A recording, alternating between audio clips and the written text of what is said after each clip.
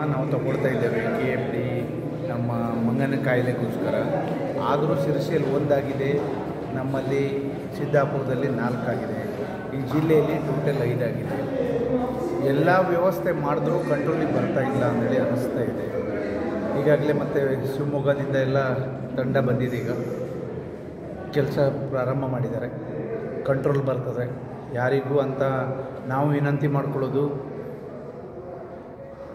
ಅವ್ರಿಗೆ ಗೊತ್ತಾಗ್ತದೆ ಜ್ವರ ಆದಾಗ ಅಥವಾ ಕಂಪಲ್ಸರಿ ಟೆಸ್ಟೇ ಮಾಡಿದರೆ ಸರಿನೋ ಏನು ಅಂತ ತೀರ್ಮಾನ ಮಾಡ್ತಾಯಿದ್ದೇವೆ ನಾವು. ಈಗ ಮುಂದೆ ಕ್ರಮ ತಗೊಳ್ಳೇಬೇಕು, ಸ್ವಲ್ಪ ಜನರು ಜಾಗೃತರಾಗಬೇಕು.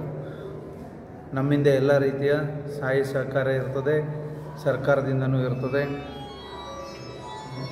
ಅದರ ಬಗ್ಗೆ ಚರ್ಚೆ ಮಾಡ್ತಾಯಿದ್ದೇವೆ. ಸರಿ, ಫಾರೆಸ್ಟ್ ಆ್ಯಕ್ಟಲ್ಲಿ ಮಂಗನ ಕಾಯಿಲೆ ಮತ್ತು ಹಾವು ಕಚ್ಚರೆ ತಗೊಳ್ಬೇಕು ಅಂತೇಳಿ ಮಾಡ್ತಾಯಿದ್ದೇವೆ. ಆ ಫಾರೆಸ್ಟ್ ಆ್ಯಕ್ಟ್ ಪ್ರಕಾರ 15 ಲಕ್ಷ ಕೊಡ್ತಾರೆ.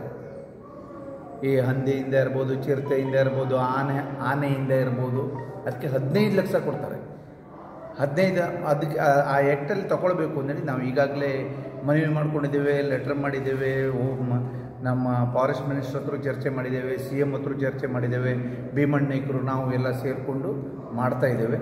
ಇದ್ರ ಬಗ್ಗೆ ನಾವು ಸೀರಿಯಸ್ ಆಗಿ ತೊಗೊಂಡ್ರೆ 2 ಲಕ್ಷ ಏನಕ್ಕೂ ಬರೋದಿಲ್ಲ. ಯಾವ ಇದರಲ್ಲೂ 5 ಲಕ್ಷ ಮೇಲೆ ಇದೆ.